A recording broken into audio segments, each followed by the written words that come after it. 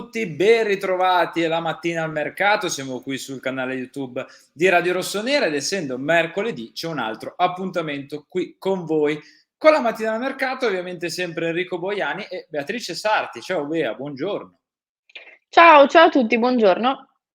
Allora, oggi parliamo di 2 nomi un pochino nelle retrovie, cioè non parliamo di 2 nomi che sono vicini al Milan, che si stanno trattando, con cui ci sono accordi, ma parliamo di 2 nomi un pochino nelle retrovie, che potrebbero magari, chissà, venir fuori pian piano nel corso di questa sessione di mercato, perché appunto magari chissà, qualcuno può saltare, qualcuno sceglie altre squadre, insomma ovviamente speriamo di no, però sono comunque nomi sondati dal Milan, che piacciono al Milan, ma non c'è nulla ancora di concreto.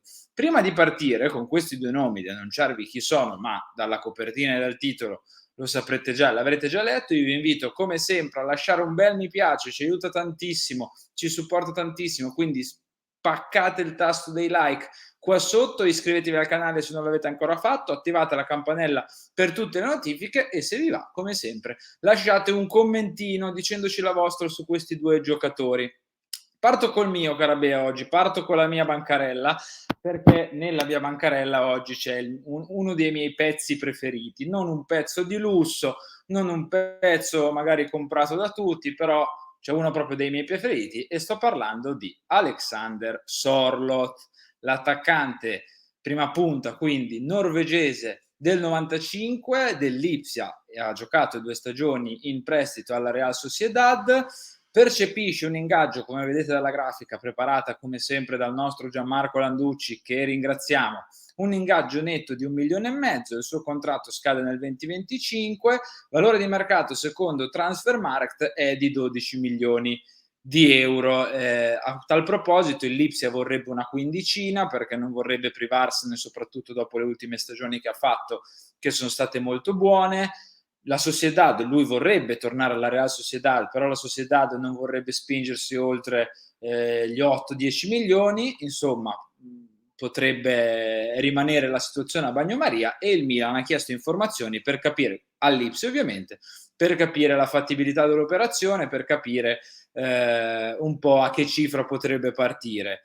La scorsa stagione è stata molto buona di Sorloth perché in 47 presenze ha siglato 16 gol con 4 assist, oltre 3.000 minuti, come potete vedere. Ha giocato punta centrale, ma talvolta si è anche spostato sull'esterno perché comunque un giocatore che nonostante il 1,95 m, questa è la sua altezza, è un giocatore comunque mobile a cui piace prendere la palla, spostarla, attaccare la profondità andando largo e lo vedete anche da novità di questa mattina al mercato, la heat map di Sorloth che ha aggiunto Gianmarco, Tanto richiesta.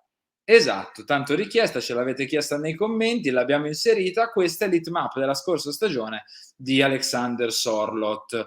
Nelle precedenti stagioni in realtà non è andato benissimo l'attaccante norvegese perché sì, la prima la Sociedad è stata discreta se vogliamo, 8 gol e un assist in poco più di 2000 minuti, quella all'Ipsia 6 gol e 3 assist in 37 presenze, poco meno di 2000 minuti, la vera grande stagione della sua carriera, Sorloth quest'anno, cioè Sorloth nella sua carriera l'ha giocata nel 2019-20 con 33 gol e 11 assist, quindi ha contribuito a 44 gol direttamente in 49 partite quando giocava al Trabzonspor Carabea.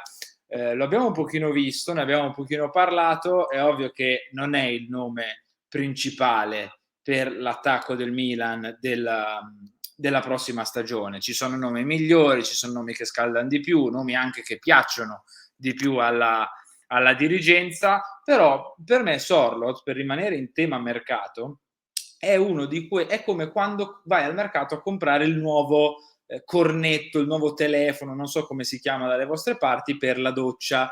Cioè si sa che ce ne sono di migliori, si sa che in altri posti si possono comprare che si arrugginiscono, diciamo, più tardi, però al mercato sai che comunque il problema comprando quello al mercato lo risolvi, sai che ti garantisce un certo tipo di rendimento nel breve periodo e per mettere la pezza è sicuramente la cosa Più che migliore. altro io tutti questi nomi, dopo che Thuram è andato all'Inter come attaccante, non li ho visti, a No, parte esatto. Morata. Quindi voglio dire, in questo momento, ehm, non ci sono tutti questi nomi accostati al Milan per quanto riguarda la punta.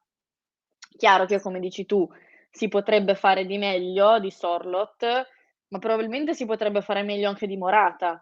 Però, le punte costano e dici punta praticamente hai già speso nel mercato di Sì. oggi, e ovviamente bisogna anche fare conto col fatto che il Milan deve comprare tanto in tanti ruoli.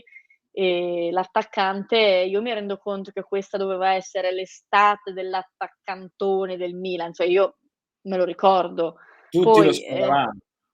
poi sta diventando un'estate diversa.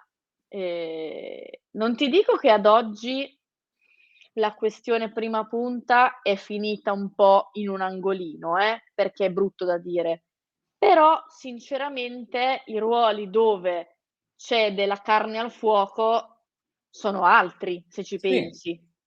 È per questo che il nome di Sorloth secondo me può tornare spendibile nel caso in cui sei proprio con le spalle un pochino al muro, non sai dove girarti ed è una sorta di mezzo usato sicuro su cui puoi anche scommettere, perché io credo che abbia le caratteristiche per fare anche bene in Serie A, che ti tappa il buco appunto, che ti mette un pochino la pezza, chissà poi per magari il prossimo anno, che se sempre l'anno prossimo quello dell'attaccante da 25 gol del Milan. Sarà l'anno prossimo?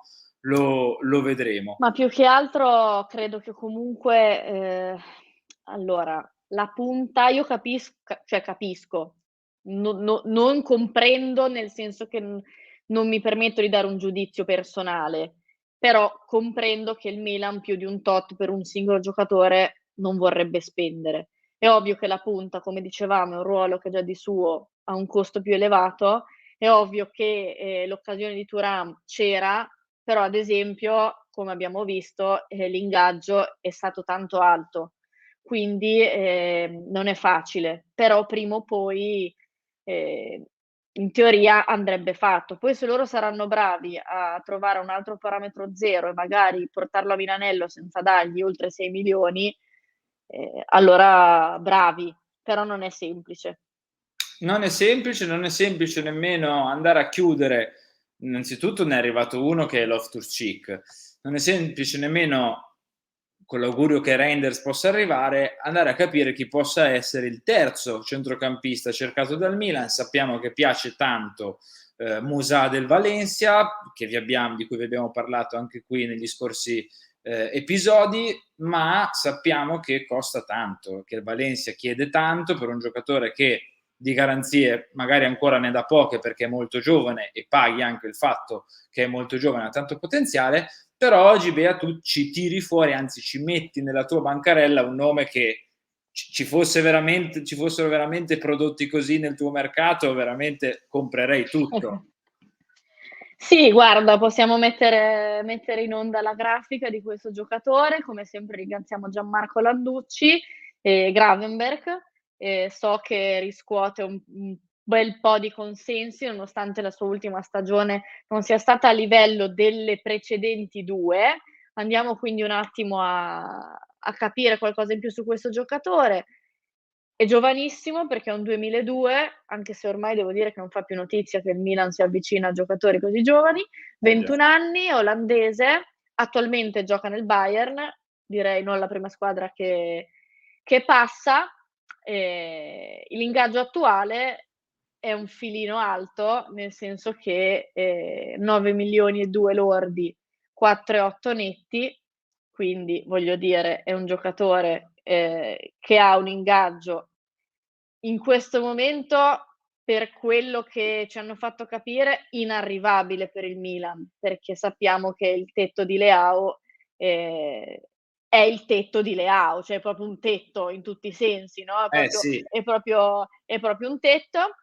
Il valore ruolo ovviamente è un centrocampista, un bel medianone, bel proprio lo vedete anche dalla grafica, e anche dalla heat map che abbiamo anche per questa scheda, valore di mercato ad oggi su Transfermarkt è 30 milioni.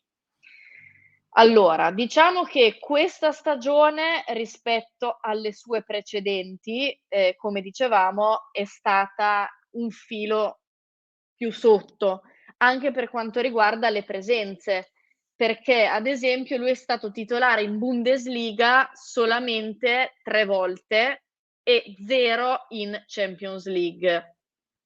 Pochissimo. Tutt'altra musica rispetto a invece le sue ultime 2 stagioni con l'Ajax.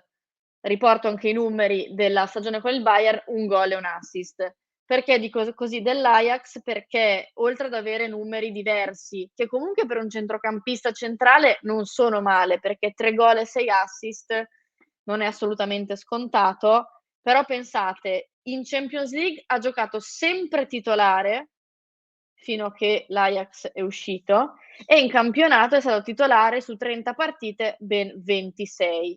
Quindi direi, benissimo, benissimo anche la stagione precedente perché mantiene anzi aumenta il numero di gol perché 5 gol e 6 assist, quindi ripeto sempre considerando il fatto che è un centrocampista centrale, buoni numeri.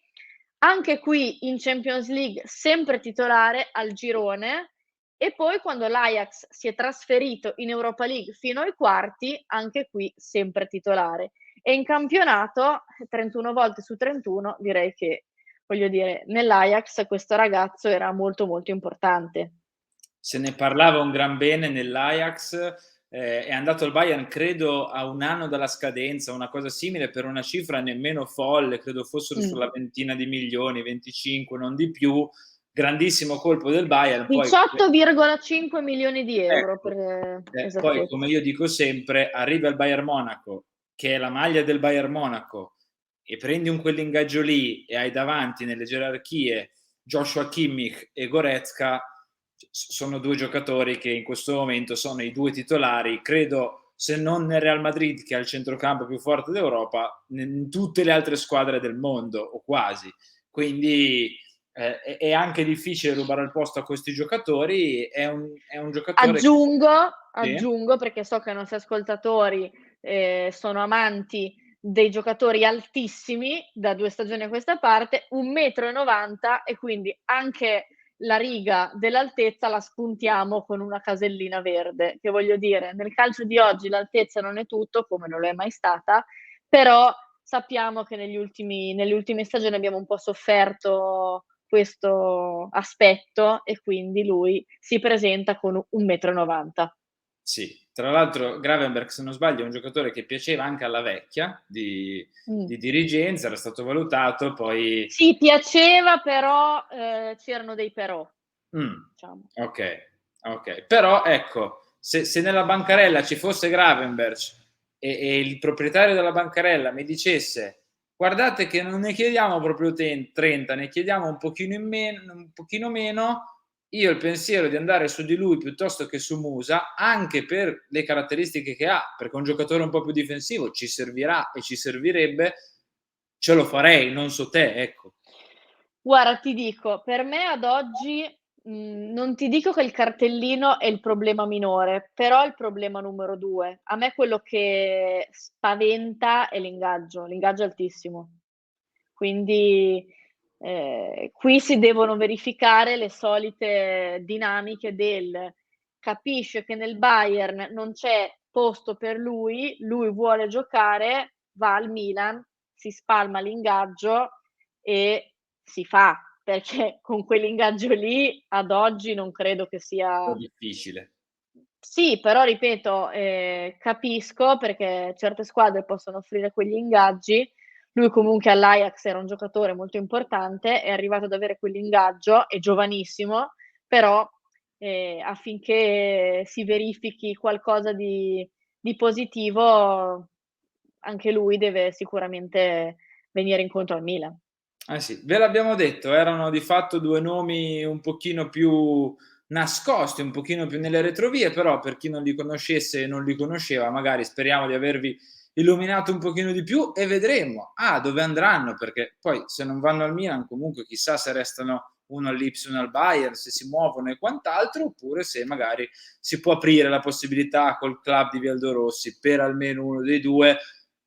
Ogni settimana noi vi proponiamo cose nuove sulle nostre bancarelle, qualcosina c'è, perché Reinders ve ne abbiamo parlato, perché Pulisic comunque ve ne abbiamo parlato, Thuram ce l'han portato via dalla bancarella direttamente quelli dell'altra parte del naviglio, però vedremo poi cosa ne sarà di Sorloth e di Gravenberch. Bea, siamo arrivati alla fine. Prima di salutarti io devo ricordare a tutti di mettere like, ragazzi, vi prego, fatelo, supportate le nostre bancarelle, guardate che carine che sono. Mettete like, iscrivetevi, lasciate un commento, diteci la vostra, vi piacciono, non vi piacciono, avete altri nomi da consigliarci da portare la prossima settimana? Bea, grazie, a settimana prossima. Grazie a voi, sì, mi raccomando commentate in tanti e lanciateci anche delle proposte della serie: "Guarda, vogliamo capire un po' che stagioni ha fatto lui, se sarebbe adatto al Milan". Quindi commentate e ci vediamo mercoledì prossimo con la mattina al mercato. Un saluto anche da Enrico Boiani, ciao!